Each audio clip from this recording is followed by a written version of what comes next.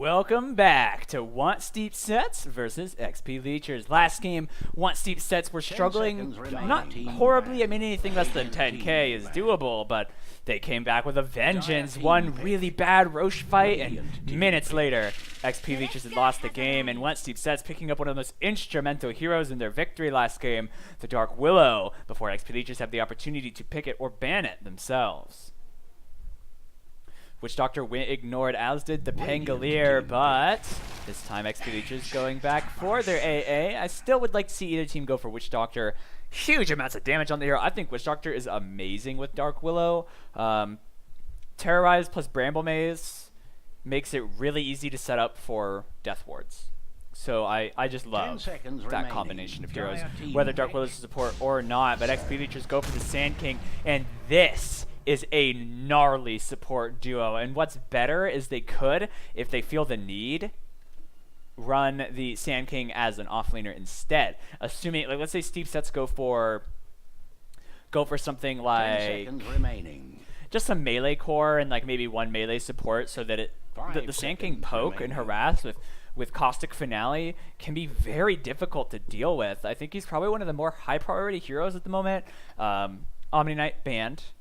Gyrocopter's still available. I wouldn't be surprised to see it banned in the next phase, but Steep Sets could go for like Tusk. They could steal it themselves. They could go for the Witch Doctor Disruptor. One of those two heroes is still there. So there's, again, and like, oh, I'd love to see Lesh or Underlord, but they go for Pudge. Wonder if we'll see an Arcana this game. I imagine that's the 4 position. They'll probably run Dark Willow as a 3 like they did last time.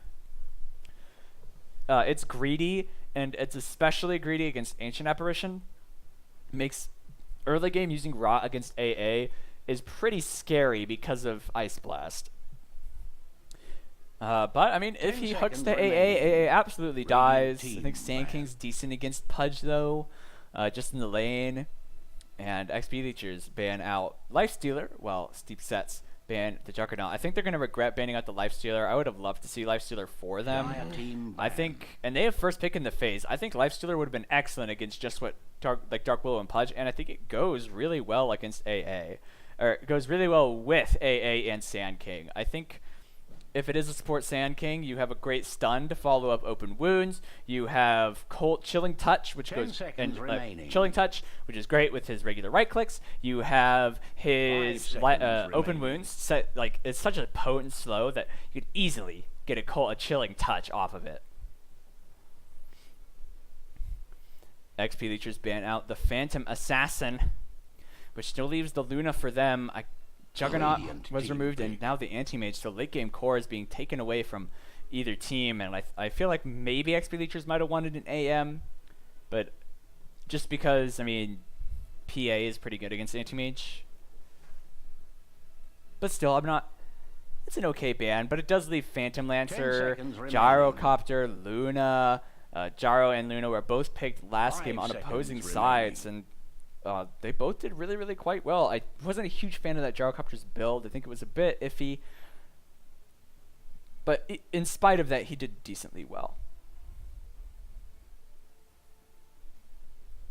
However, XP Leechers going for that Tidehunter. That's their offlane. So a ton of control and a ton of AoE damage from XP Leechers this time. One thing they lacked seriously last game was control, was catch. They really didn't have a whole lot of it outside of the Tusk. I mean, yeah, homing missile, but that's pretty unreliable, and it takes a while for that to actually get going. So I really like what they have so far. Just a massive teamfight wombo combo. Steep Sets can either go for their own teamfight wombo combo. They could grab something like Rubik to try to turn it on XP Leechers, or they could go for a pickoff-oriented draft and avoid teamfights altogether, or pick a team that doesn't rely so much on cooldowns that XP Leechers will be relying upon. You know, they could go for a draft that just is capable of fighting all the time. They could grab Razor, which is, I like to think, quite good against the Tidehunter, because just what does Tide do against that Drain? Radiant team pick. And yeah, Steep Sets do go for that Rubik themselves, something that I like that. I think there's a lot of good spells to steal just from the Sand King. I mean, if you can get Burrow Strike, that's plenty good on its own. Obviously, stealing Ravage is the dream. Ice Blast, also quite a good steal. 10 seconds remaining. 5 seconds I think remaining. XP Leeches, I should say, should go back for the gyro again. I don't think it's why they lost. I think he just needs to adjust his item build, make it a bit more standard, like S and Y, like Dire team pick. I just feel like, yeah, they do go for that gyro. It goes really great with what they've got right now in their draft.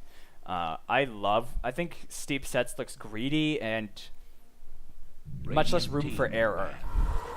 I mean, now you have the OD, though, a great late-game core, gonna get a BKB, chunks heroes like Tidehunter and Gyro away, but still, I favored XP Leechers last time and they lost, so perhaps I shouldn't favor anybody ever again. But 10 seconds remaining. XP Leechers have a clean-looking draft. I mean, it goes together really nicely. 5 Steep Sets, seconds remaining. they don't have their team fight is not looking excellent besides the Dark Willow. They need something to, I think, carry them in team fights. Not a lot of cores left for that as Luna was banned. I think they may consider something like a Medusa, but I don't really care for it. I think what might be better is just go for a PL. Get some fighty, brawly core, go for lots of pickoffs. Maybe even a Troll Warlord, just get objectives. 5 seconds remaining. PL also decent against the Tide, so they might want that, but I don't know. I feel like Steep Set's draft is a little disjointed in places.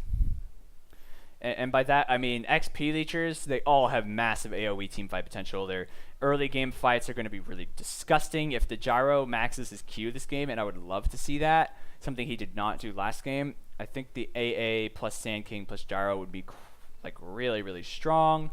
Lots of kill potential against the Dark Willow, because even though she can't be targeted, you can still hit her with Burrow Strike. You can still hit her with Rocket Barrage. It's just you cannot right-click her or directly target her with spells. But if you ground target Sand King's Q, his Burrow Strike, and you just walk next to her with Gyro, she's still going to get hit.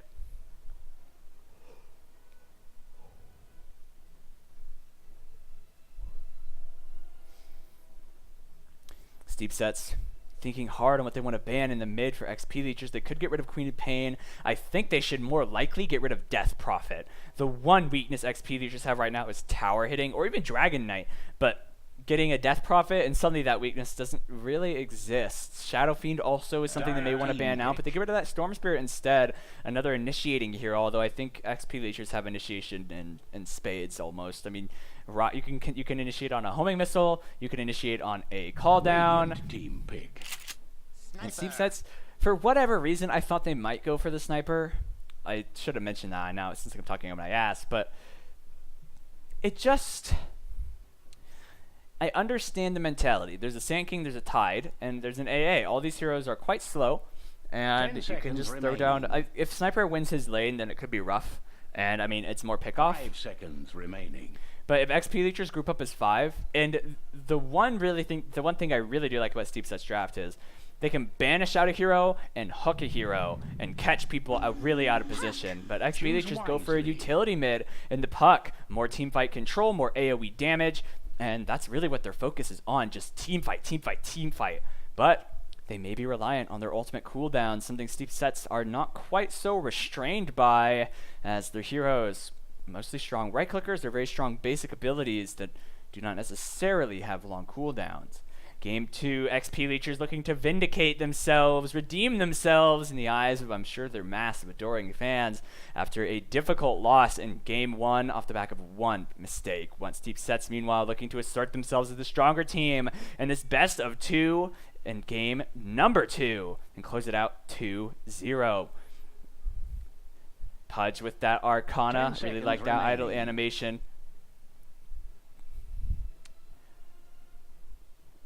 That's a pretty cool Arcana. I've never actually seen it in game because I banned Pudge. But the greed that Steep Sets have, and let's be quite honest, they're very greedy. Dark Willow, Pudge, Sniper, and OD all looking for farm. The only sacrificial hero is that Rubik. Pudge doesn't farm very well for himself at all, while XP Leechers, your Tide gets a blink, your Puck gets a blink, your Sand King gets a blink, and they're all, that's it. That's all they really, really need. They do great with more items, but what else do they need after that point? When you think of Tide, and you think, okay, items he needs. Maybe Mech, maybe Force Staff, but Blink is what he needs. Puck, Blink is what they need. I don't know what Puck is, but... So the simplicity of XP Leecher's draft, the generosity of it, whatever the opposite of greed is. I feel like generosity is the opposite of greed. The generosity of their draft may work well for them, and their laning stage very, very strong. But you've got to be cautious around Pudge and even OD. There's a lot of room for punishment from steep sets. But Trollbus repeating his play on the gyrocopter. Morgan no farm on the Sand King this time. AA once again played by Michael, I don't know. Brolam playing the Tide Hunter. And Chris on the Puck. Meanwhile, Master going back mid on the Outworld Devourer with Stick. Encoring that Dark Willow. Feels Badman on the Pudge. Rubik played by Darth Heisenberg. And Ping Pong Ding Don. I like Ding Don. Makes me think of like a ping pong mafia boss. It's pretty sick. Playing Sniper. I think Dire want to be careful here. Even if they have the Pudge Rot, and I think he should start Rot, it's unlikely he starts Hook, and yeah, he did. There's a lot of damage from the Radiant. Uh-oh. Darth Heisenberg, he spotted now the Rocket Barrage. Can they get in range for that Burrow Strike? It's very, very short. He does get the stun off, does manage to dodge Rubik's Lift. He loses the Bounty Rune and may lose his life to the Rocket Barrage, and that's all it is. First blood drawn for the gyrocopter. Interesting indeed. Puck, an interesting start to this first game as Darth Heisenberg maybe a little optimistic after how last game with considered he could get away with such risk, but quickly punished by XPL. The bot lane is a 1v1 between Stick and Brolam. Well, it's two tri-lanes up against each other, and I think the tri-lane fight greatly favors XPL. Both AA and Sand King do not need a lot of farm, do not need a ton of levels in the first few minutes to be high impact. But Pudge without Hook feels a bit weak, and he's taking a ton of damage now. Could even lose his life. The Rot taking himself down, though. A couple more right clicks. May try to deny it, but not going to be able to. Morgan no farm gets the last right click. And Sniper just doesn't do enough damage to find Retribution.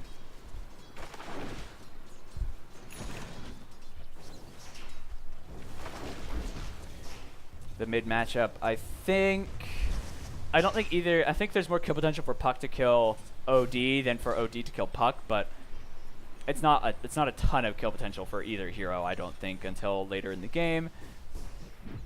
Meanwhile, down here, this is a Dark Willow lane. The Shadow Realm Harass is not mitigated by Kraken Shell. And that's what he can't do, though. He cannot stand near him during, like, to get hit by the Anchor Smash. The advantage the Dark Willow has is that she's ranged and does a lot of magic damage. Allowing him to get those Anchor Smashes off does reduce her damage a bit. Like, it reduces her wins, because she should just be able to right-click harass him, but he takes very little damage already, and even less so once you get him with the Anchor Smash. I'll take your Feels bad, closing in on 2, may find some victims in the near future.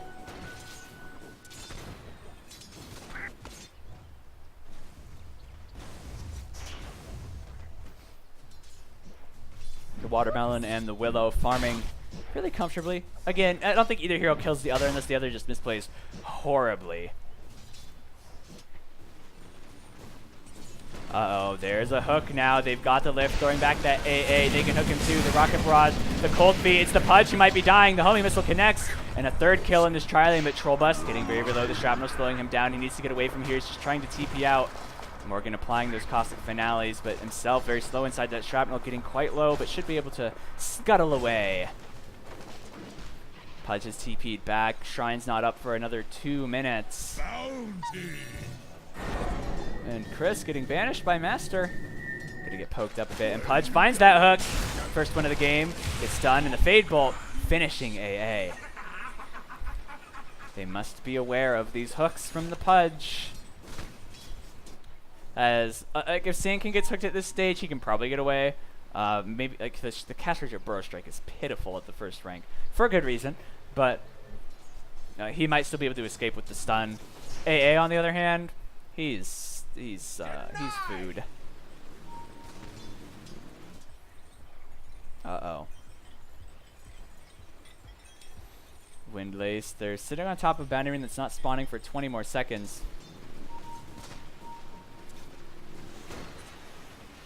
Sniper has found his level 3 and 2 points in that shrapnel.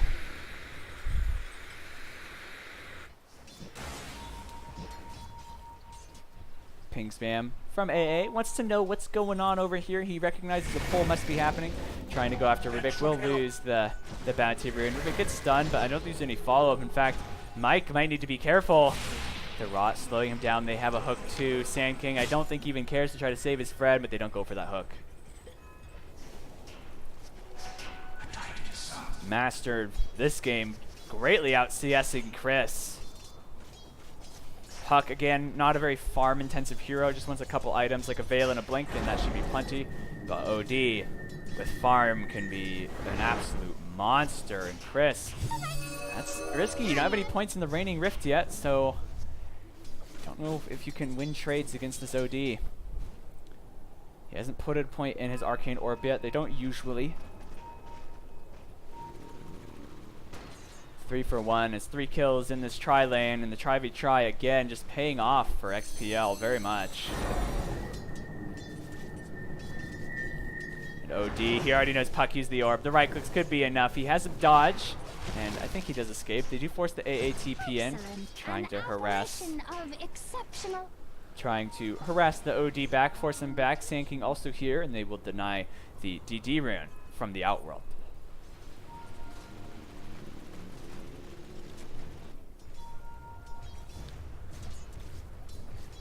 Stick this game, and this is really scary. I think the scariest part of this game for XPL is Steep Sets. This game, their Dark Willow is not denied at all. She's level 6 now. Granted, the Tidehunter will be 6 soon as well, which means both those heroes could look to rotate with their huge AoE ults and massive damage outputs. But Bedlam does result in some kill potential. I mean, what's the maximum damage on this? I'm really not sure, but at top, max damage on the Sniper as he's out of life now. They're trying to find Feels Bad Man, a DD on the Sand King. 1 more second, and he can Burrow Strike. There's a hook, and he's stunned up, and a couple of right clicks. A killing spree for Morgan. TP's back in, but they don't have an Assassinate. They do have some shrapnel shots, though. Can they slow down Michael? He's taking a lot of damage from that shrapnel. 1 more right click. He does melt down to the Rubik. So they get a return kill, but is not looking great in this tri lane. 2 for 1. Steep Sets again. Their support duo very greedy. I mean, their whole draft very, very greedy, and they're being punished for it by XPL. Gold for me.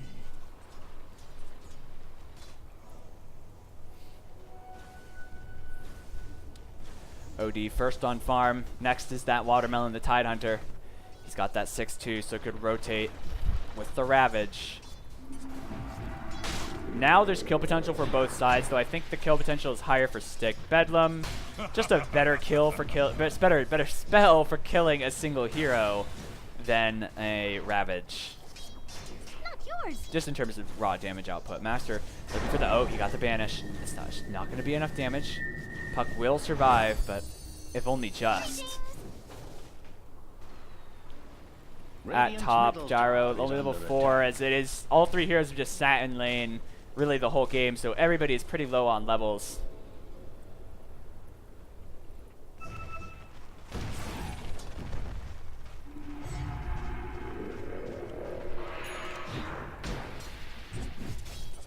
Borliam will have his hood, or his hood of defiance before too much longer, allowing him to tank up a lot against this Dark Willow, and really a lot of the damage that is put out by Steep Sets. I think they're pinging out that they're here. Master is low on mana. He's positioning himself in a way that he won't get caught. He may be aware of this as he's way over here, so they'd have to walk all this way to actually get him, and it's practically impossible to kill him then. Great positioning from Master. I think they just recognize that, you know, no one's up here. They're probably coming mid. Not to mention this ward could very likely have spotted them out. Visibility. Homing missile, but there is a Pudge in the trees. Flat cannon harass coming in. He's still maxing that flat cannon again, but a lot of damage made up for with his teammates. I still don't like that. I wouldn't mind it if they were stacking camps for him, but they're not. If they're stacking camps for him, then they can do that, and then he can just, like, you do a different kind of gyro, where instead of just fighting early thanks to spell advantage, you just fight early because of your item advantage. But now, it just feels like they're lacking a lot, and I think they spotted the Pudge here. A Burrow Strike, not going to connect. And I actually don't think they spotted Pudge. I think he's just missing out of it.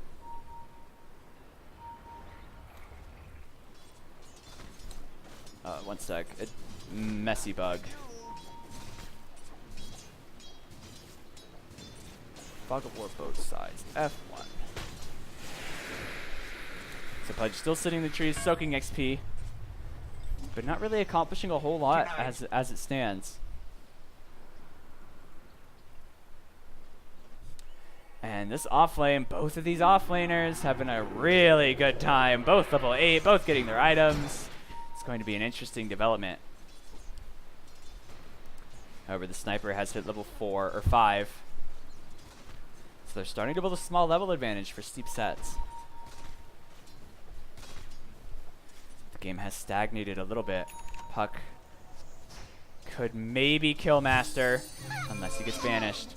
And now, Master needs to be careful about that Dream Coil, but as long as he doesn't snap it, he should be fine. Morgan and Mikhail, I don't know how to pronounce that, smoking up and teaming down the mid lane. Radiant's middle tower It's salve is from not Master, safe. and he is quite tanky underneath his tower with 10 armor and 1,000 health, while Puck is distant at their own bot shrine, trying to heal up. Radiant's middle tower may need a hand. But with the Dream Coil, that may be the setup that they need. However, a lonely Gyrocopter, there's benefits where he'll get more XP, and the downside is he could be a victim of this tri-lane. A Pudge Hook is all it'll take, but they're going in deep mid. He's trying to TP out. Master snaps his coil from the TP. Valiant effort, but I think misinterpreting how Dream Coil works. When it says the tether distance breaks, it absolutely breaks at that point. So they do find that kill on the OD. And a small 1k gold lead built up for the hook. Narrow miss, but the lift's much easier to connect on. However, with that call down, the flat cannon coming in, doing a lot of damage now, chunking all 3 of these heroes. But the sniper, the first victim of war, or is he? He's on the run now. 4 seconds until they have the Burrow Strike, the Cosmic Finale, finishing off. And now they find him in the trees. The Rocket Barrage, jumping the Shrapnel, and Pudge TP's back out to his tier 1 tower. Dark Willow with her max Shadow Realm, trying to poke this Tidehunter as much as she can. It's really the only lane going particularly well for the Dire. As, I mean, the OD's doing okay. He's ahead of the Puck, but he's behind the Gyro, and the Tide is just filthy rich. He's way ahead of even the Dark Willow, but he just farms better than the hero. I mean, Tide is really easy to get lasted with Anchor Smash, and soon he'll have a mechanism. So a Hood and a mech will make him borderline unkillable. God help the Dire when he gets a pipe for his team and a Guardian Greaves. They may not even need his initiation to win fights at that point.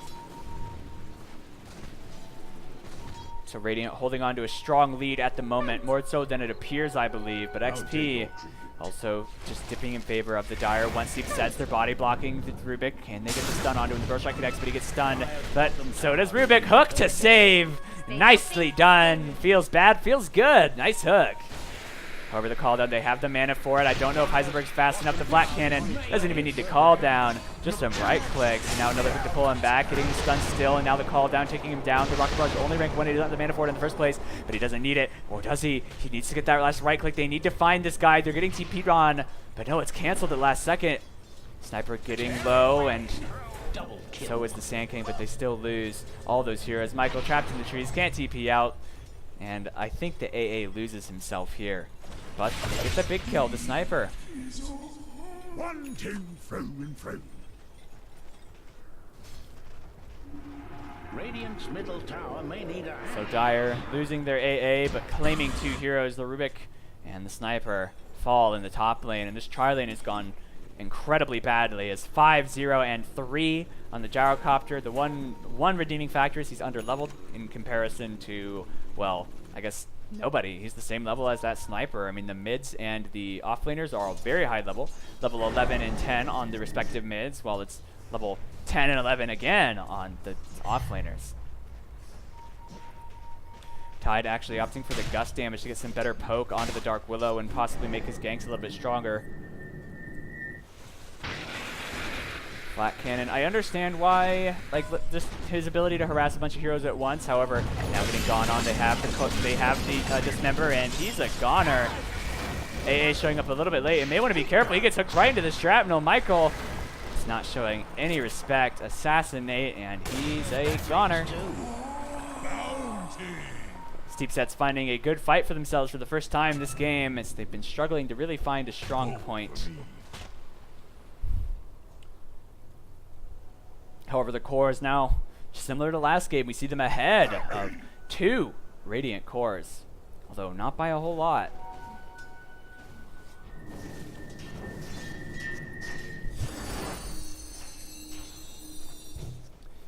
And bot, I'm surprised to see neither of these heroes have rotated yet. Dark Willow will soon have her Yules. That may prompt her going. The mech and hood, pipe, hood, no, it's hood. All complete for the Tide Hunter, and he's going for Blink next. Meanwhile, Mask of Madness purchased by the Sniper. I don't know if I care for that on Sniper, and Jaro going right for a Dragonlance first this game. Oh, feels bad, has Dismember. Puck is here too. They want to find something. They threw the Illusory Orb. Dark Willow TPing up. He has the Dream Coil, hits 2. The Waning Rift kills off 1. The call down. Hook pulling in that Dark Willow now, saving her for the time being. She does have a Terrorize, may need to wind it up. She throws down her Bramble Maze. The defensive banish. Fear pushing away 2. The Puck still fighting, as is the AA, but the Fear will soon end underneath their tower. Dark Willow pops her Bedlam, but she's very, very low. The Sandy's Eclipse. It doesn't finish anybody, but it's a double kill for the Puck. The Assassinate flying forward as it's the member, and they do get the Puck. Are they going to find anything more? The hook, it connects. They fish out Mikhail, and it's a double for the Master. The OD, perhaps the Apprentice, as Pudge with that hook, setting up for that kill perfectly. A very back and forth fight, but when you're behind, 3 for 2 is exactly the kind of fight you want to take. A 900 gold swing for one Steep Sets, and XP 500 in their favor. So an overall favorable fight, and Tidehunter did not rotate. I don't know if it would have mattered if he had, because I mean the fight's happening behind the tier 1 here, and Tide would have TP'd to their tier 1, so without Blink, no way he gets there to Ravage for that fight. But I think XPL a little bit of overplaying their hand. They felt ahead and then just got punished because they played much more aggressively than they really had warranted for them. I mean, it was a great initiation from the Puck locking down those 2 heroes, but it was hard for his teammates to follow up inside the trees there. Oh, they've got the lift, but the evades, the high ground mischance. Pudge does have a hook. And the stolen Dream Coil used just in case. AA Ice Blast gets on 1. Rubik, okay, defensive banish coming out. Rubik will be able to use that Dream Coil at least one more time before it times out. I'd rather see an oh, but a Ravage at bot onto the Sniper. He's got Gush in a few seconds, but may just be able to run him down. Is he going to be fast enough?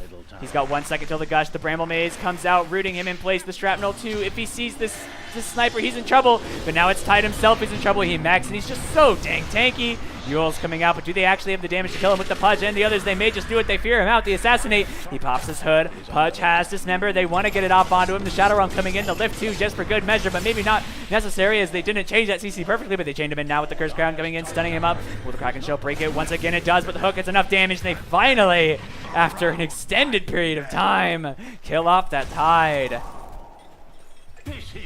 All the while, Master finishes. AA puts him on ice. And then the gold lead swinging back the other way, as is XP now favoring Steep Sets. The game completely even in spite of their incredibly bad tri-lane. Steep Sets are playing these individual skirmishes very, very well and starting to come back into things. But with the Pudge TPing in, they might want to try to find this Gyrocopter. Pudge hidden in the trees. He needs to be cautious not to reveal himself, but that ward does show that he's there, and Gyro backing off accordingly.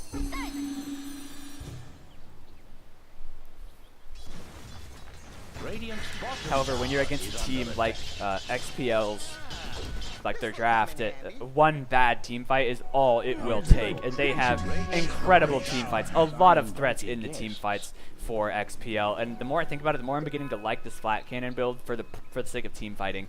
You just do so much damage to so many people so quickly. The cooldown is quite long, but in tandem with all of the other AoE that they have, the Epicenter, the Ice Blast, the Ravage, the Dream Coil, that's all it could take. It's just those 6 or 7 right clicks from the flat cannon, and it goes up more to 9 once he gets that level 15 talent. And speaking of talents, he did pick up that damage talent once again. Puck, on the other hand, has not picked up anything. I did actually mention last game that a lot of Pucks just won't. They'll wait till level 15, 16, get all of their spells maxed out. But XPL get a tier 1 tower, so a good gold boost for them. Chris getting the last hit. An Ice Blast flying towards top lane. A homing missile also sent out. And Master's TP canceled. So Radiant losing their mid tower. A tier 1 for a tier 1 on both sides. The gold lead still very, very even. 1K, barely 1K for once Steep Sets. XP, I think a little bit more indicative at almost 6K for Steep Sets. However, after the fight at bottling, that could change. They get the Rubik XPL. Can they find anyone with Dream Coil? It misses. And the Dark Willow will be able to escape. Tidehunter with his blink up in 1 second, but the Shrapnel could cancel that blink. He walks back into it. They found the Dark Willow, but do they want to pursue underneath that? And the creeps providing vision to the Dire. They could try to counter engage on this, but without the Rubik and against the Tide Ravage, it's risky. However, XPL now with their whole team here, the whole gang, they're going to group up and they're going to push. OD has found himself at the top of the net worth, but he has to walk all that way down there. There is a Terrorize ready. The hook doesn't hit anything. Curse Crown comes out on Jaro. That could set up for a lot. He could stun 2 of his teammates here. Puck dodges it. The mechanism keeping his teammates fairly healthy, and they disengage. Recognizing the risk of sieging against all that control, the long range control from the Dark Willow. And then you've got Shrapnel, there's in the hook threats. There's a lot to be mindful of.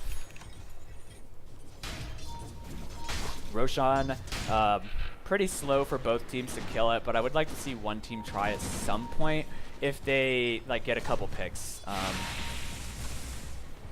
Last game I was actually, you know what, the Dire kill it pretty quick. I mean, OD's orbs, pure damage, just really do a ton of work on Roche. Sniper right clicks, and I think they just missed that with the smoke. I think they just missed the smoke. They might have seen one hero in it, but I don't think they realized they didn't ping anything out. And the AA is still walking over there. Now they're pinging the Sand King. They found AA, jump in, going after him. He sends out his Ice Blast, but in a panic, he misses. They only get the AA off of that, but now they're pinging out the tier 1 tower. Jaro has just committed the call down, won't have it to defend this, and he TPs out immediately. Shrapnel would have found him, but now likely finds that he's TP'd away. Although they're still looking for heroes, they will get this tier 1, and Radiant make the smart call and say, you know what, we don't want to defend that. Instead, going to create pressure in other lanes. The Cursed Crown. Jaro doesn't have any way to dodge it at the moment. Is there going to be follow-up, though? The Bedlam, the Shadow Realm. Man, her damage! Sticks it up to Gyro's, you know where. Damn, that damage, unbelievable. Level 14 on the Dark Willow, I suppose. The Bedlam and the Shadow Realm. It shouldn't come as such a surprise, but easily solo killing that Gyrocopter with actually no assistance. That hero just hits so hard.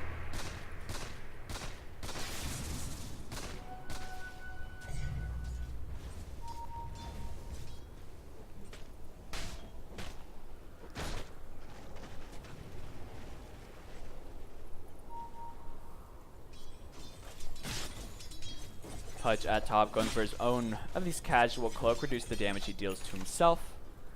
Puck completing that Yule Scepter, and the net worth is very, very even across the board, except the Jaro and Dark Willow are a little bit different from the other cores. Like Jaro, 1500 behind the Puck, while the Dark Willow, 1K behind the Gyro. However, XP, again, still largely in favor of Steep Sets.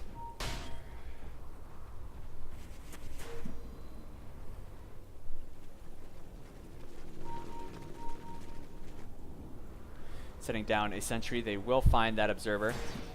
Tide giving the last hit to his AA, trying to give him something.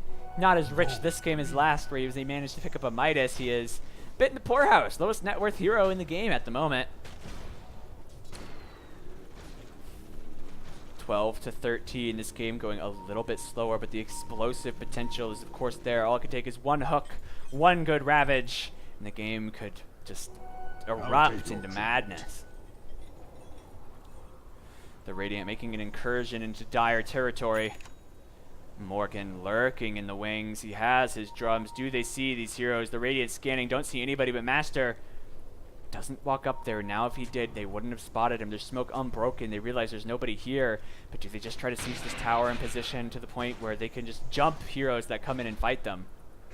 Hide in the trees. Dark Willow has thrown down her Bramble Maze.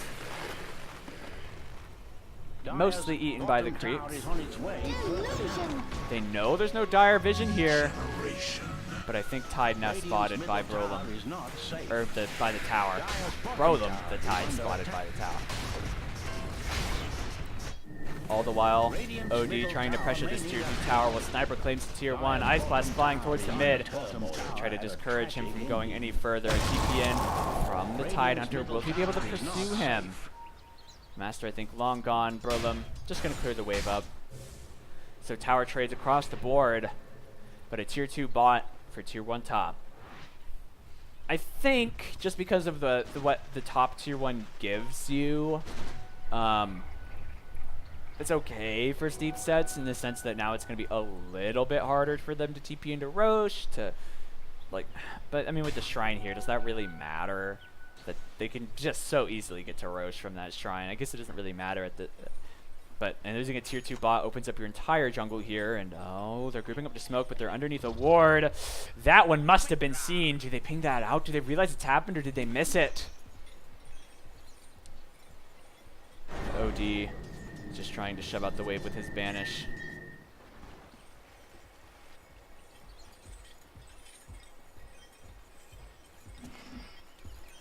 I don't think they're going to find anything with the smoke. The Radiant, I don't even think they knew it happened. They didn't ping anything out. They might have said that it happened in whatever voice they're using, but Dire, again, steep sets, whiffing a smoke. Last time they just got that AA, and this time it doesn't appear that they'll get anything. They do get a couple wards down, but are now spotted. Oh no, that's their own ward, I should say.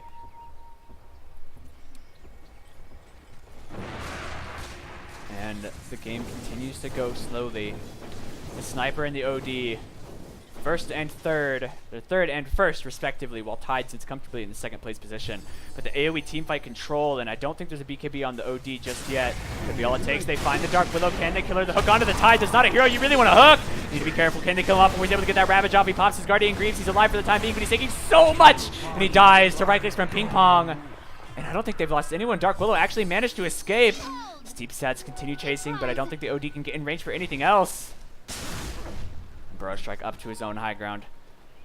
However, OD finding a haste rune. I don't think he should go and chase any further, but he's doing exactly that. He's stolen a ton of intelligence. He wants to make them feel how smart he is with that ult, and someone just might. It might be that Sand King. He sees Morgan, but doesn't want to get stunned himself, so he needs to be quick about it. Just throws in a right-click dodge by the Sandstorm, and it appears that he's backing up, and now he's in clutch here. Blink forward, getting the banish shot, but it appears the banish sends him over there. He looks to the hook and very easily follows that one and feels bad. Just gonna feel bad that he dies there, but they commit the Dream Coil. Nice defensive banish, saving him for now. He still has a Sanity's Eclipse. The Terrorize round up. Can he throw that Sanity's Eclipse? Master not used it yet. He has so much stolen int, but the Bramble Maze keeping the Radiant away. They force a buyback from the Sand King, and Sniper gets a tier 2. Glimmer Cape, call down stolen by the Grubik. Slowing up that Sand King. A Ravage connects onto 4 heroes. Can they follow up at all? The Ice Blast. They do manage to get 2 so far. The Sniper and the Punch has fallen, but the Dark Willow will lose her life as well. And now does the Rubik. They just lose the Sand King. He did buyback, but they might actually lose Master. He blinks away, but just have his blink up. If he does, he can chase. He blinks up forward. They see this guy. He gets stunned up or slowed up, and actually will find that Gyrocopter. The orb getting below them. Needs to be cautious. Master gets a double kill, but loses himself. And all 5 heroes dead, but an incredibly close fight despite that.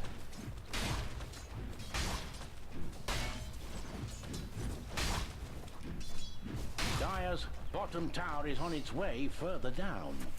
About a 1,100 gold swing favoring XPL, while XP much more significant at 3,000 gold going their way. Master still sitting at the top of the net worth. Dire's middle tower. Tide completing his Pipe of Insight. I'm actually really surprised he didn't ult at the start of that fight. I do see that he used it at some point. But I mean, he had a ton of stolen it. I mean, they lost the fight, but he got some kills. A good sign for XPL, but they did have to use that Sand King buyback. That puts him much further away from his Blink Dagger. XP also still a bit behind. I mean, they're a little less than 4K, not insurmountable, not unbelievable, but in gold, I mean, it's practically dead, even at sub 1K advantage for XPL. But I think Steep Sets have a slight upper hand, and that has a lot to do with the cooldown reliance of XPL. They rely exclusively on getting their long cooldown Ravage off. They want to get a good Dream Coil. They want to get an Epicenter. You know, they want to get these big AoE teamfight ult combos off, and if they don't, I think they do a lot worse in segmented, scattered fights like we had there. Gyro hunting for that Black King bar, very near to it. Sand King finally hitting the level 10, or at least picking up his first talent. Goes for the move speed. It helps compensate when you don't have a Blink Dagger. Lets you get in position a little bit better for burrow strikes. All the while, AA grabbed that GPM talent, and he did go back for a Midas. So now he's not the poorest hero on the map. That's just the Rubik. The Grand Magus insulted by the fact that he's playing with the man who beat him in the Arcana vote, the Pudge. Oh no. This is my least favorite part about those. Pudge, high skill bounty rune hook. There's a DD at bot, but I don't think it matters. Gyro, just trying to farm up an ancient stack.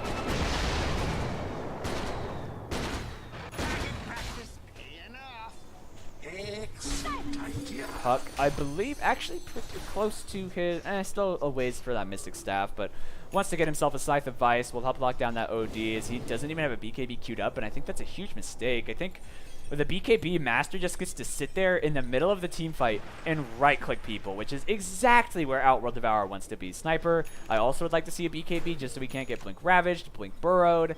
There's a lot of things that they want to avoid with BKBs. So a bit greedy from Steep Sets, is I think has been kind of like the mantra of their drafts, is we pick all these greedy heroes, but they are going for BKBs, which is incredibly high risk. Like that potentially, and we'll see what happens. It could be game losing, but again, Steep Sets smoking up on the wrong side of the map. The third smoke that kind of whiffs. And oh, Radiant smoked up now. Neither team with a scan. So it'll be kind of, they'll just be feeling it out. They're feeling it out. He's under attack. And now Gyro with his BKB completed will make him a much harder target for the OD, the Dark Willow to finish. The Terrorize flies forward, forcing enemies away from that tower, but now puts it on cooldown for what appears to be a high ground siege. They get the Gush. Can they finish off the Dark Willow? She heals with herself. They lose the tier 2. She's got a Glimmer Cape. They have no detection. Stick. Is he actually going to get out of this one? He's stuck in the trees. And now they're going to lose. They've lost their own tier 2 at bot. And they can't. Oh, they found Stick. Shadow Realms. He's silenced up. The Burst Strike not going to hit, but so with the Dream Coil will. And Stick snaps the coil in his neck with it. Shrapnel and Call down. Both teams trying to get in deep into the other team's base, but it looks like Gyro may have overextended. However, the Guardian Greaves and the Pipe of Insight will keep him alive for the time. And a blink away from Master. They've 4v5 down the Dark Willow. One of their highest damage output heroes. Well, not anymore. Not with the OD getting stacked up the way he is.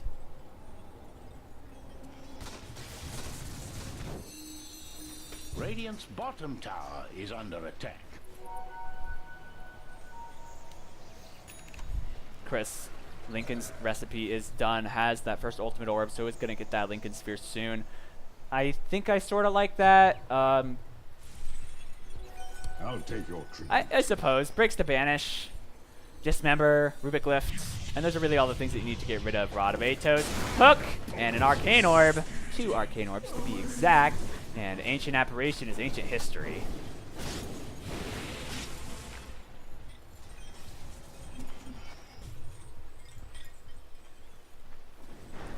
Ping Pong. Maelstrom.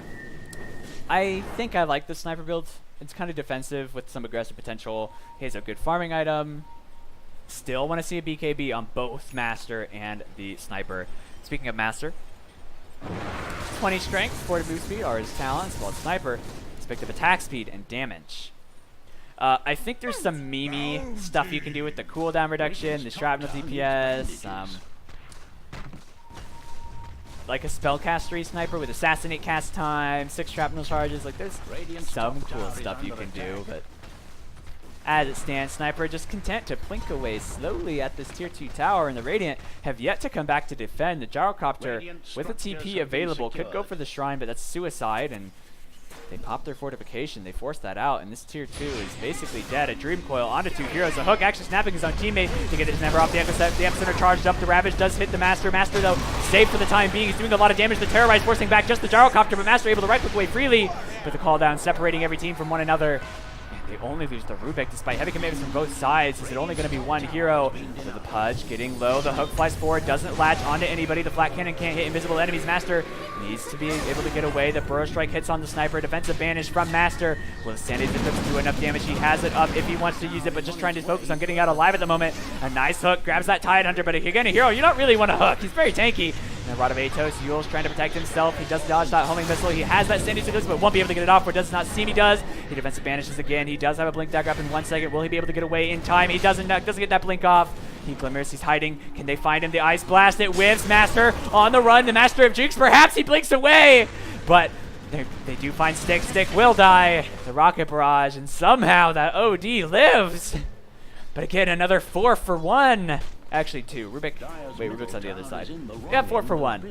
Another really big gold swing favoring XPL. These fights have been very extended.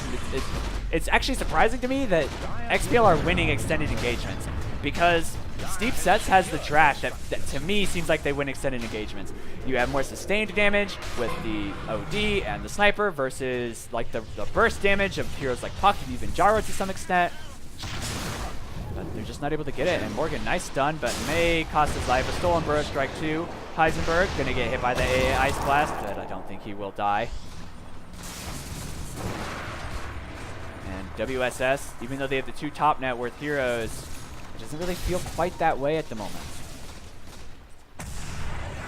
They've just struggled mightily in these past few team fights, and XP now for almost the first time this game favoring XPL in gold. It's been a little back and forth, but was never much in the Steep Sets court for long this game. Although a 3K gold lead is definitely not insurmountable. We even saw last game XPL boasted an 8K gold lead, then one bad Roche fight happened, and minutes later they lost the game. Something similar could happen this game, but Steep Sets, you got to be mindful of this insane team fight combo. Tide Hunter. That Ravage is a game-winning spell in its own right, and a BKB is queued up for both the Sniper and the OD. Glad to see that, although I'm sure the Radiant won't be nearly as happy.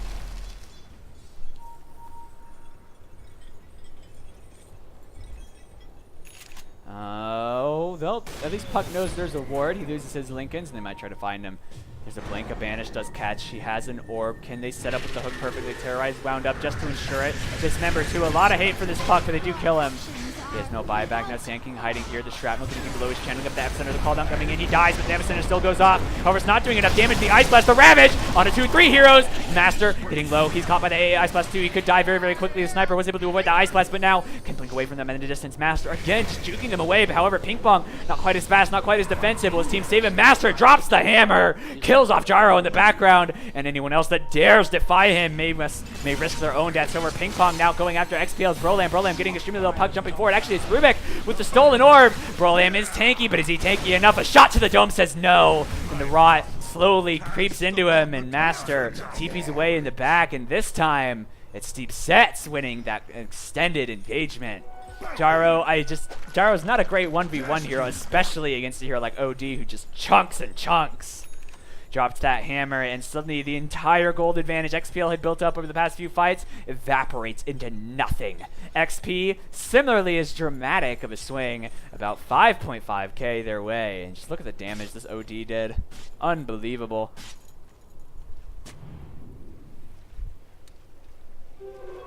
Now looking at XP, look at that. XPL they hung on to it and immediately dropped it back to the side of Steep Sets. You know,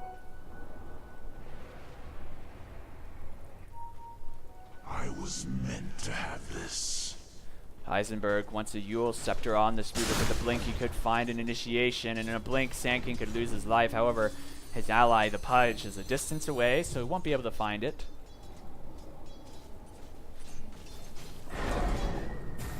And just the net worths of the cores is really what's keeping Steep Sets in the game. And the later it goes, I think the less that massive teamfight combo, I'm not going to say it ever stops mattering, but the later it goes, the more teamfights typically happen, and the longer the cooldown the Ravage is, the harder it will be for XPL to come back into that. Tide getting level 25, the 25% cooldown will help, and of course he is building a Refresher Orb, which will also help him quite a lot, but as it stands, once that Ravage is committed, once that Epicenter is committed, they just lose so much of their damage.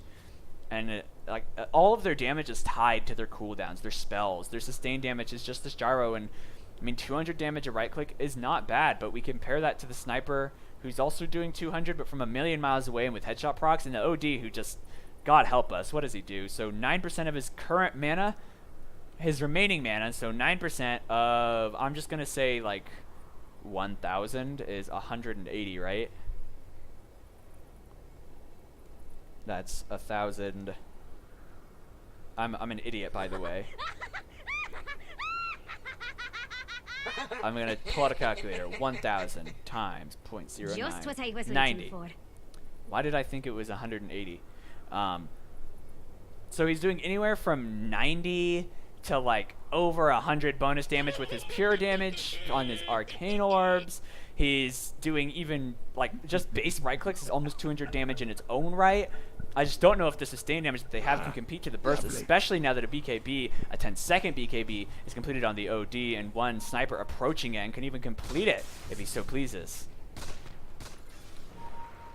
But teamfight execution is now, I think, the name of the game for the Radiant, for XPL. If they can just execute that perfect teamfight, that teamfight that they need to blow up the OD probably more than the Sniper, then I think they can still win the game. But as the way it's going now, I just don't know if they have the damage. They may want to get an Aegis, especially get it before like the OD gets it. OD getting an Aegis, God have mercy on your soul. Like that hero with an Aegis is horrifying to play up against. And just like, yeah, 178, 150 bonus damage, pure damage. Dire's scanning, they see someone's there, but no one's in Roche. They were scanning to see if Roche was happening, although I think Radiant just killed so slow, because again, all their damage tied to burst. However, XPL, this could be the break they're looking for. If the Dire go for Erosion, they catch them there. Pick up the pace, Jax.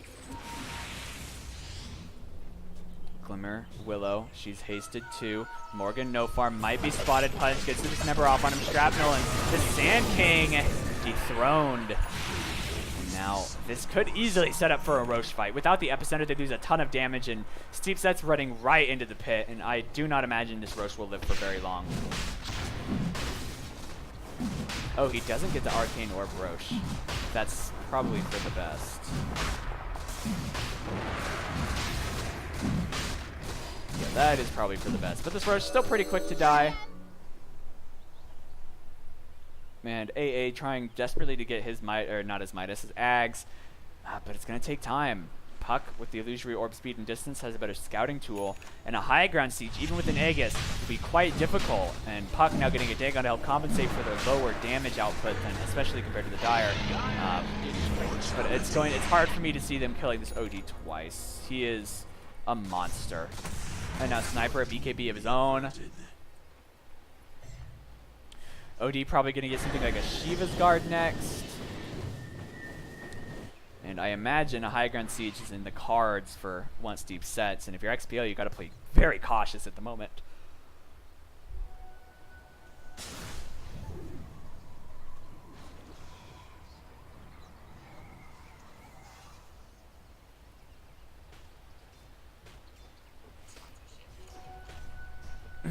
Forgive me. Taking a sip of water as my throat a little bit sore, but it's been worse. However, the game state has not once been worse for the Radiant. The gold lead, I mean, they were the ones controlling gold for a lot of this game. But now it's 4K in favor of Steep Sets and XPL. You know, Just, it's doable because there's a high ground siege coming, and I think that's where their team's really going to shine in these team fights that just have to happen. But if they get picked off again, and they can because of the Pudge, and honestly, the high ground siege against a Pudge is scary because he can grab some hero. God, if he grabs the Tide Hunter, that's pretty ideal for you. But, I mean, if he grabs, like, your AA, your Sand King, and speaking of Sand King, he's getting engaged on. Terrorize, wound up, it flies, gearing up that Sand King. Will he pursue any further? The Rod of Atos, wound up, and a blink away immediately. Rubik only managing to steal Sandstorm, and as it stands, Morgan able to get away, and he did use Terrorize for it, but only a 1 minute cooldown on that spell at the moment, so for, they only, like, by the next time a real fight happens, they're probably going to have it.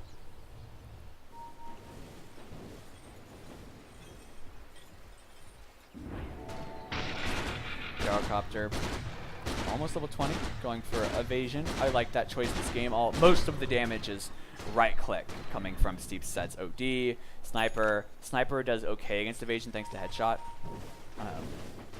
So still fairly vulnerable, but will help a lot. Oh, interesting. He went the cooldown talent. You typically don't see that. Move speed, it just lets you stick to heroes with Rocket Barrage, lets you follow with the flat cannon. I really prefer the move speed talent to the cooldown talent. The cooldown's cooldown already so short. Like, what's the point, really? All the while, Dark Willow picking up probably her highest impact talent, the 300 max Shadow Realm damage, upping it from 360 to 660 damage on Shadow Realm. Can do, let's see, 600 damage to Ancient Apparition. Oh, about 50% of his HP. Pudge doesn't find anybody yet. Uh-oh. A DD rune on a Sniper. That's a disaster waiting to happen. A Rod of Atos does hit this Gyro. They pipe him. Tide's Refresher, not yet done. It looks like he just has no longer plans on getting it, or at least not at this exact moment. Sniper able to plink away quickly with the DD rune. They're trying so hard to clear the waves. Pudge hooking his creep, saving it, only for the creep to valiantly go and die again, but the tier 3 inevitably falls. Gyro poking with his flat cannon, and this means shrines are now vulnerable. Oh, Pudge gets the hook on Puck, but Puck, another target you don't really want to hook because he can just hide himself. He yields himself and jaunts away. But Steve Sets could easily just go for shrines now.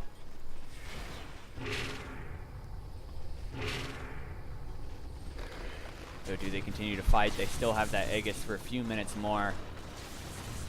Hooks fly, Rod of Atos on Gyro. They may try to force out his BKB, but he gets hurricaned, or at least forced by a teammate's safety.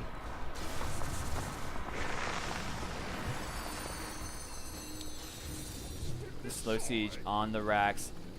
They need to be careful of this. The Sniper can easily blink away at objectives, but doesn't want to get blink initiated on by like the Tide, by the Sand King, because he doesn't have an Aegis. The OD has the Aegis, but he's not really that great of a building hitter, so you want to keep him back. Hook won't hit anybody. Dagon zapping the Rubik the flat cannon, trying to stop this push. It does clear the wave up, but the cannon's still blinking away. Oh, Tide gets a Ravage. All 5 heroes can't get the follow-up already. The call down is off cooldown. He is committed now. It's going down. It's going to hit the Rubik, but it only hits him, and now it's going to hit on the Master as well. Master getting humiliated. Epicenter is taking down. Even with the lift, they don't care about it. They've lost 2 dire heroes. They've lost the Sand King. He has buyback available. Chris trying to fight up against the Sniper, but not the hero that you can duel up against. The Master still alive. The Eclipse drops. Gyro dead. He buys back instantly. No Morgan jumping in, gets the hook off. Now Puck going to die to the Rod of Ping Pong. Ping Pong actually going to get the right click off onto him. Now Ping Pong just plinking away at the Sand King. Sand King did buy back the Hurricane Pike, getting him even lower. A killing spree for Sugar Daddy. Does the Sniper get a double for him? They did indeed. They did claim the Aegis of the Master. The Hurricane Pike, or sorry, the Banish will block the homing missile, and a bunch of buybacks forced out from Steve Sets, or by Steve Sets, and now a gigantic gold swing. XP similarly large. That I may not falter in my flight. Steve Sets just, they lost several heroes, but they killed 4 and forced 2 buybacks, one of which ended up a dieback. They just do so much damage, and it just doesn't feel like XPL have the damage. And I feel like, as much as I am a sucker for underdog stories, XPL's window of opportunity, if it's not already closed, it will close very, very soon.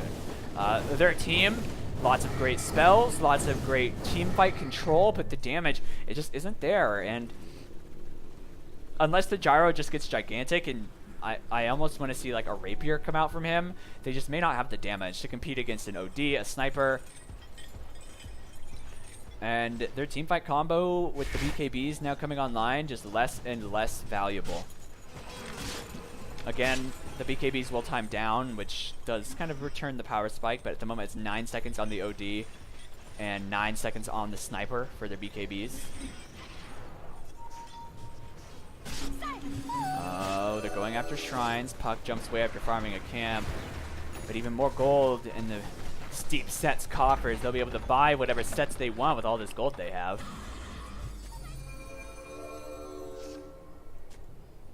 Where's my pension?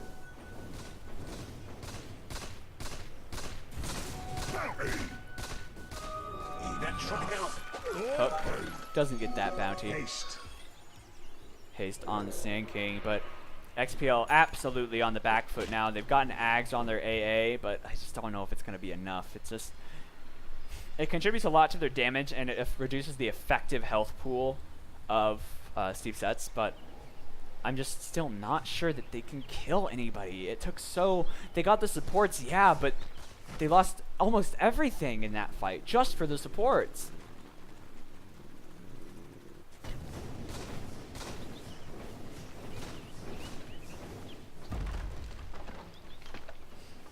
Rubik, still the poorest hero in the game, but I think like you've got a blink, you got a glimmer on Rubik. That's so you're a-okay. You're happy with how this is going.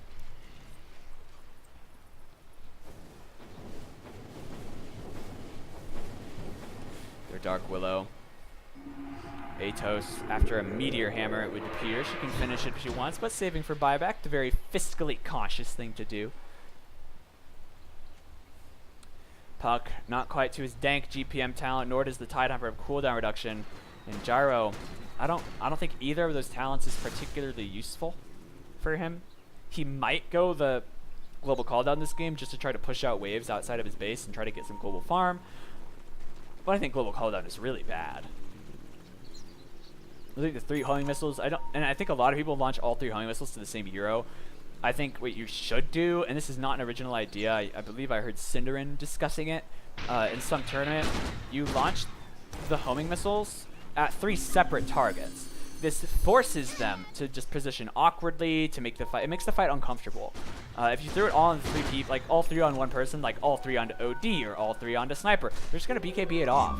If you force it onto like the Dark Willow, the Pudge, and the Rubik, they can't BKB it off. They're gonna have to take the stun, and that's 3 heroes you've stunned up.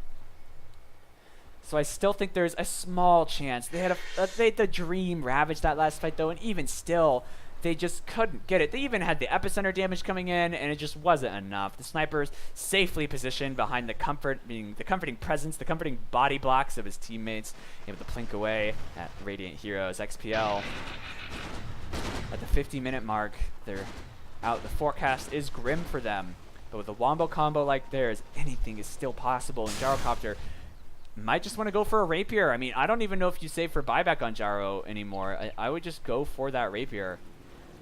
He's sitting by the secret shop. And he can get a sacred relic. He does buy it. I think he's going for that rapier. And I think he needs it. Eager to see him pick up a rapier. Roshan back alive will be a point of contention. I don't think XPL can afford to give that away. Jar selling his relic to buy the Demon Edge instead. Maybe wants to, in case his buyback comes up, actually have it. Again, I don't think that'll do a whole lot. I think I'd rather just see him with the rapier, because he is quite tanky. I mean, he died in the last fight and had to buyback, but it still takes a little while for him to die with his BKB up. Sniper got his knockback distance, making him harder for melee heroes like Sand King to engage on fully, as it is a little harder for the Tidehunter as well.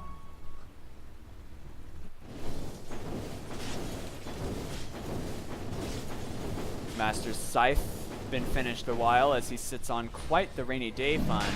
At 5,200 gold in the bank. Stay on the move. Travels, Shiva's. Octarine is kind of okay on OD. Gives a lot of int. Spell life still works on his orbs. Oh, Ice Blast. That could actually be really bad. It hits 4. They have no follow-up, and the pipe should keep them all safe. Let's see. I don't know if that would have killed Sniper otherwise. They probably wouldn't have. Unless it breaks the pipe before the pipe ticks out, and it did not. And they're guaranteeing he's going to be fine. They're now grouping up around the shrine. Roche will get a short time to heal, but very likely only a short time. AA's Ice Blast on cooldown for 10 seconds more, but the Radiant immediately smoking up, wanting to prevent this, knowing that this Aegis could be the end of the game for them. A hook flies forward, whiffing. They know no one's there. Morgan does get spotted. His smoke breaks. He goes after the Pudge, but the Shrapnel is engaging him. He needs to be careful about getting hooked himself. He dodges it. These hooks, very short cooldown, only 3 seconds thanks to his axe. And now they're after something they want, whatever they can get. They get a Hex and an AD2l, and AA melts. Ice Blast flies, hits the Rivet, grazes the Dark Willow, and now it looks like they're going to lose their sanking. The hook immediately broken. Right click's coming in. His Aeon Disc saves him. Nicely done. That Aeon Disc, an absolute lifesaver. But they don't have AA for a minute, which means a Roche fight is very much out of the picture, out of the question for the Radiant. XPL going to have to give this away, and it appears the Sniper will be the one to take it. OD Master, uninterested in such things.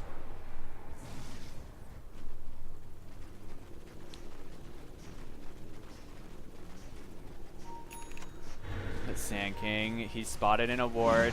Fuels the buy stick, the Bramble Maze. The Rod of AD2l, there's a Bedlam there. They don't see him though, so he gets to hide from the Bedlam. The Burrow Strikes, slowing her down, but they're going to continue pursuit. A blink breaks the Assassinate, and he should be able to hide back in his base, and AA should be alive by the time that they need him back. And Gyro's so close to his Ags. He really, or not his Ags, his Rapier. He really needs the Rapier. With the Rapier, they may just have the damage to actually win that next team fight. Could probably sell his Magic Wand and farm one more camp and have it. I don't think there's a gem on the Dire, so he should be able to walk down this lane pretty safely with this Invis rune. Sees all those enemies and needs to be careful not to walk into a Sentry ward. Instead, he walks up towards his team's secret shop. Lurking, maybe wanting to try to wrap around onto them, but there's an Aegis on the OD again. So this Rax. And the buyback status not looking good. They only have it on Gyro and Tide. 2 high impact heroes, but a Tide without Ravage. What is he? He's really not that great. And I mean, does he have that Refresher Orb? He does not. Gyro will not be able to finish his Rapier in time. Rod of AD2l slowing him down. The Pudge Hook just barely off mark. I see that Clinking away. They force out Fortification. Game building up slowly now. These hooks just closer and closer every time. The Rax, the first one to fall. The ranged Rax dying. The Sniper just slowly chipping away at it. And slowly chipping away at XPL's base. Slowly chipping away at their chances of coming back into this game. If Gyro can get to the secret shop, he can buy a Rapier, but does he even want one at this point? And there's no way. Oh, they have the Courier there. Bought the Sacred Relic.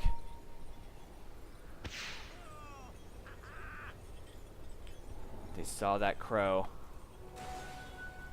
It's going to be dangerous to get it back here. It does have its shield. They really want this Courier, and this Courier dies. I think the game just ends for XPL.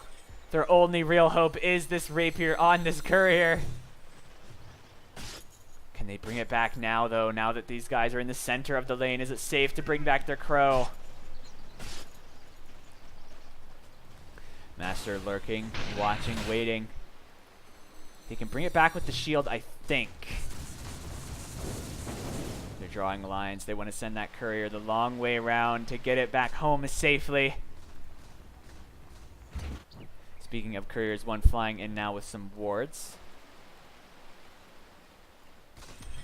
Oh, Oh, they're slowly chipping away this tier 3. They get a hook onto the Tidehunter. He might be forced out to Ravage. Gorham gets hexed up through the Ice Blast, flies forward. They need to get that Ravage off the Terrorize. They can do the Ravage. It hits on 4 heroes, 5 heroes. Do they have any follow? Dream Cold catches on 3. The call down now coming into the epicenter. Doing as much damage as they can, but it's just not enough. The PKP's eating so much of it. The punch, so tanky. Another call down. It's a lot of damage, but it's just not enough. The OD now healed back to full. It's just nothing. Gyro, his rapier, is still on Crow, still on an impossible mission back home, and it's been too late. The AA can buy back, but they don't have Ravage. And now they get a Hex, the stun. They need this Gyro to live. He can't die. Puck dodging that hook. It catches on a creep. They're trying to get Master, but he's just so damn tanky. The Courier on the run. The lift. I think it might actually die. Rubik, he gets the Courier, which means no Rapier, no AA. He's sticking down to the raw. He's being hunted down. Punch sitting on him. Does miss that hook, though. Meanwhile, Stick kills off Trollbust, and that's no buyback on the Gyro, and very likely that's GG. Morgan also going to die. Nope, just barely survived. He gets clinging out by the Sniper, and a 28k gold lead at 58 minutes. And the final lane of Rax getting ticked down low. Without the Gyro, they don't have the sustained damage. They don't have Ravage either. I'm not sure that they can hold on any longer. Steep sets. It seems they may be claiming the series. This best of 2 series, 2-0 Dream Coil. They claim the first life of the OD, but there's no way they claim the second. And Rubik with a stolen call down to ensure things are going to be closed out. They send back the Dark Willow, and it appears they're still holding on. There's a Rapier on that Courier. Puck blinking in, canceling some TPs. The Burrow Strike connecting perfectly, but Master has returned to protect his vassals, his teammates. And Dark Willow just trying to clean up this wave.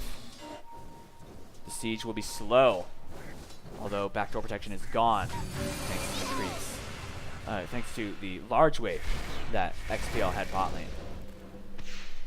40 seconds until Gyro is back, and a minute 40 until his Rapier is available for pickup.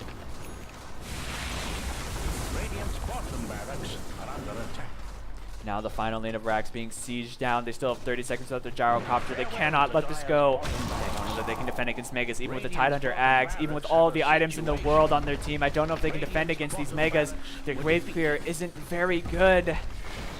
And now we'll truly see how good or perhaps bad their wave clear is as Megas start to slowly push into the base, and the first wave spawning in just a couple seconds. One singular melee creep valiantly trying to take down the tyranny of the Dire. That melee creep was the singular hope of XPL. He symbolized their hope, I should say. Beating down on their buildings. Dark Willow now buying a Nullifier too. She has her attack speed talent, so a great hero with it. Sniper with travels can join his teammates from across the map. Gyro Rapier in 30 seconds. With that, there is a small chance their damage is enough, and now it looks like the Puck getting forced away thanks to her team. The Dismember still going. It's a long-range one, though. They force out another stolen call down coming in. It's a nice little Venn diagram of death, but no one actually dies inside it. They've got 10 seconds, and then the Divine Rapier is back. Trollbus may have the damage then with the Rapier, the flat cannon, hitting all 5 heroes for well over 500 damage a right click. Or actually, it's pretty much exactly 500 damage a right click. New Courier's back, Jar. You gotta call that boy.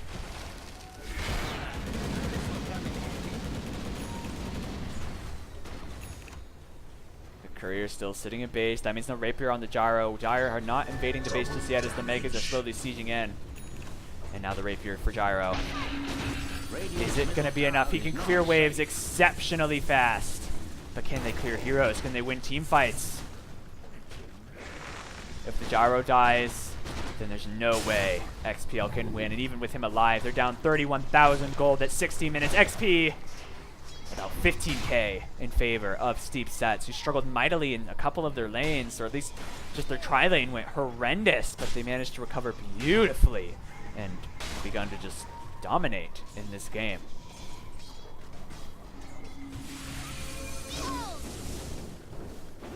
Hooks flying, fishing for some victim, but empty-handed so far, and Steep Sets may be forced to invade deep in the enemy base to try to get this, but it's a risky proposition. Gyro. That's a stolen call out, not his. Tier 4 getting beat. The Gyro, they need to go out and they need to fight. They need to fight now, but Gyro getting hooked. He's going to get dismembered. He can't use the Rapier. He's dead. The Rapier's on deck. The Ravage comes out, but it's too late. Can they pick up the Rapier on any hero before someone else gets it? The double Ravage. It comes out. It stuns up a lot of heroes, but now Sniper with the BKB popped. They have the Rapier. They're trying to stand on top of this high note. Does manage to pick it up. He has buyback available on the Gyrocopter. He needs to use it right now, but it's GG. The Creeps win the game.